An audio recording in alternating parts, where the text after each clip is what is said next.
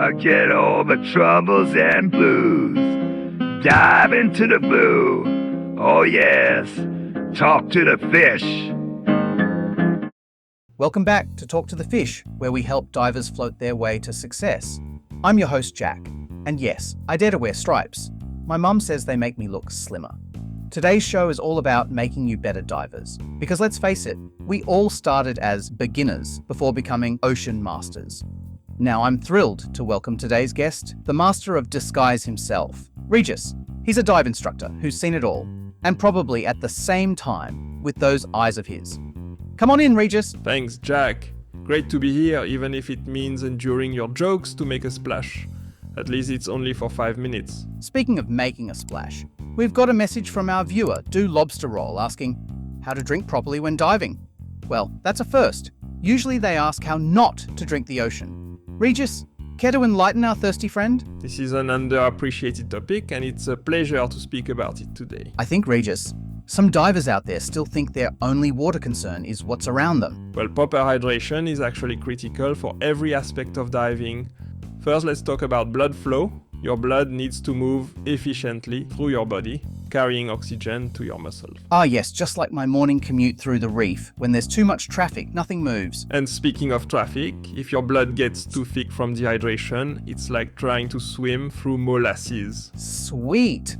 Yum. No, that's bad. Exactly. And this directly connects to our second point about decompression. When you're dehydrated, it's harder for your body to process nitrogen during ascent.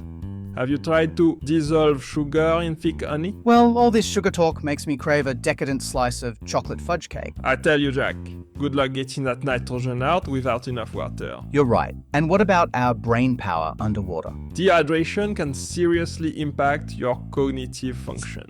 It can impair your thinking and decision-making abilities. Can you solve a puzzle with a foggy brain? It's much harder to concentrate. Trust me, I've seen divers try to read their gauges with a dehydrated brain.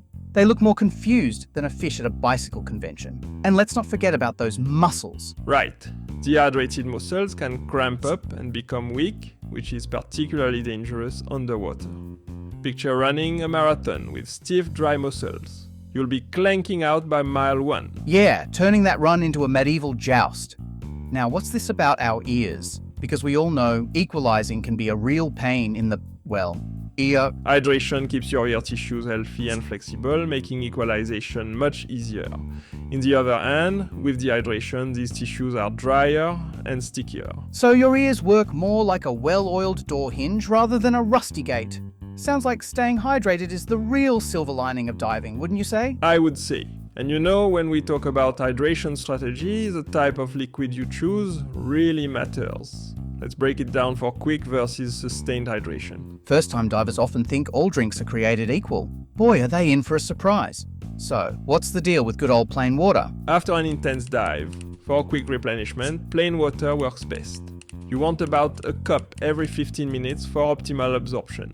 Quit the drinks 20 minutes before diving, or you might find yourself turning your wetsuit into a portable aquarium. You're welcome to use our toilet. No key needed, just come as you are, or smell like you are.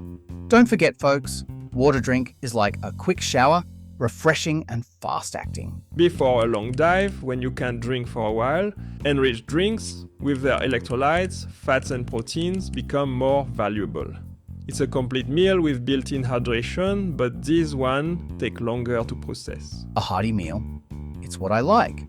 Though I must say, my cooking would make any fish lose their appetite. The science behind it is fascinating. Your stomach actually works as a dam, controlling how quickly these enriched fluids are released into your system. That controlled release system keeps us going, just as your wisdom keeps flowing.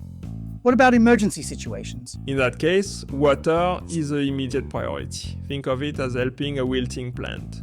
You need plain water first to revive it quickly. Straight to the thirst, just like that water heading straight to where it's needed. And for daily maintenance? There's no one-size-fits-all solution.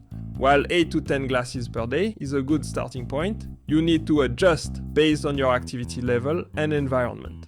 The best indicator is listening to your body and monitoring your urine color. When beer o'clock strikes, No, rather in the morning, that's the best time. your body signals the way clearer than any dive computer. And speaking of clear signals, notice how that yellow indicator helps keep us all safely hydrated. Regis, before you glide off into the blue, any final pearls about hydration for our viewers? Simple.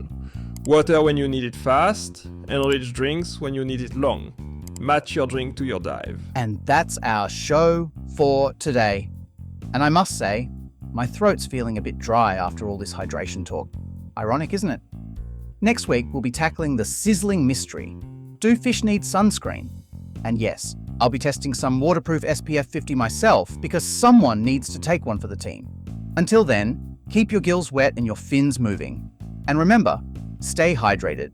Unlike this talk show host who just realized he forgot to drink during the entire show. Forget all the troubles and blues. Dive into the blue. Oh yes, talk to the fish.